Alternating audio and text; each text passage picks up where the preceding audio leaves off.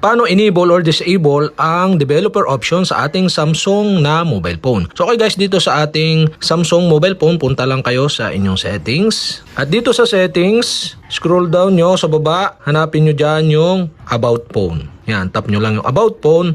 Tapos dito sa about phone, so punta kayo ng software information. Tap nyo yung software information. At dito sa software information, hanapin nyo yung build number. Yan guys, ito yung build number. Tap nyo lang yan ng 7 beses. 1, 2, 3, 4, 5, 6, 7. At yan, developer mode has been enabled. So back lang natin at back uli, tapos makikita na natin yung developer option dito sa baba ng about phone. Yan guys, tap nyo lang yan at naka-turn on na yung ating developer option or naka-enable. So to disable naman itong developer option, so back lang tayo, punta kayo dito sa apps at hanapin nyo dito yung settings.